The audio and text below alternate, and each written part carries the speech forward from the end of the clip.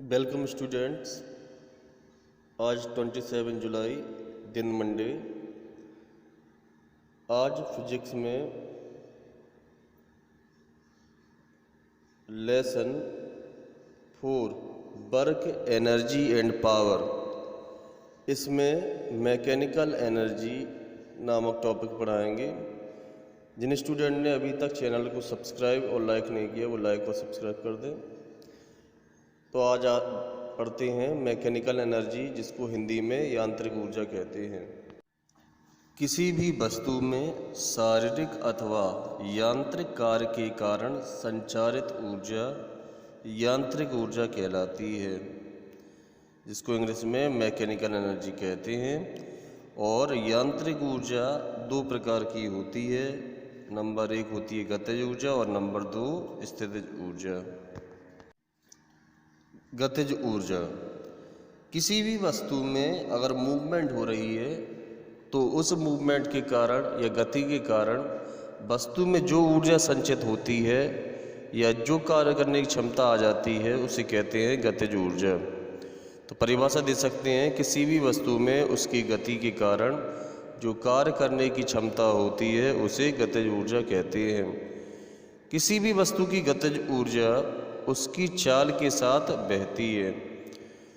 जैसे गतिशील कार है, लुढ़कता हुआ पत्थर है, उड़ता हुआ हवाई जहाज है, बहता हुआ पानी है, दौड़ता हुआ खिलाड़ी है, इन सभी में मूवमेंट के कारण गतिज ऊर्जा विद्यमान रहती है। गतिज ऊर्जा को कैपिटल K से प्रदर्शित करते हैं और इसका मात्रक जूल होता है। अब बात करते हैं गतिज ऊर्जा की माप की, मेजरमेंट ऑफ काइनेटिक एनर्जी। किसी गतिशील वस्तु की गतिज ऊर्जा की माप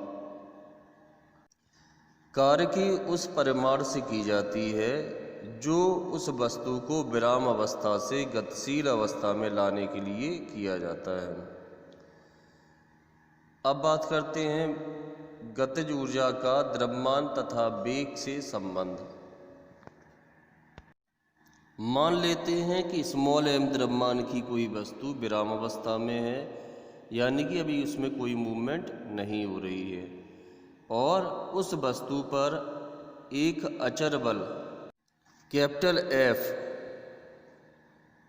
लगाने पर वस्तु में बल की दिशा में त्वरण स्मॉल a उत्पन्न हो जाता है, जिसके कारण वस्तु गति करने लगती है। तब न्यूटन के द्वितीय नियम के अनुसार A बराबर हो जाएगा F/m। यदि इस बल के कारण वस्तु s दूरी तय करती है तो बल कैपिटल F वस्तु पर किया गया कार्य W बराबर हो जाएगा F/s। हम मान लेते हैं कि कैपिटल F बल के कारण दूरी s चलने में वस्तु का वेग 0 से बढ़कर v हो जाता है। तो गति के तृतीय नियम के अनुसार v² बराबर होता है u² + 2as। इसी समीकरण में a का मान F/m रखने पर समीकरण बनेगा F/s बराबर 1/2 mv²। इसी समीकरण में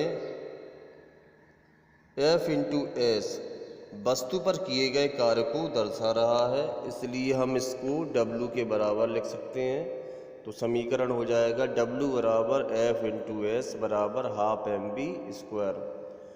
कार्य के कारण ही वस्तु का वेग 0 से बढ़कर v हुआ है, अतः यही कार्य F/s वस्तु की गतिज ऊर्जा की माप है, और जिसे हम कैपिटल K से प्रदर्शित करेंगे।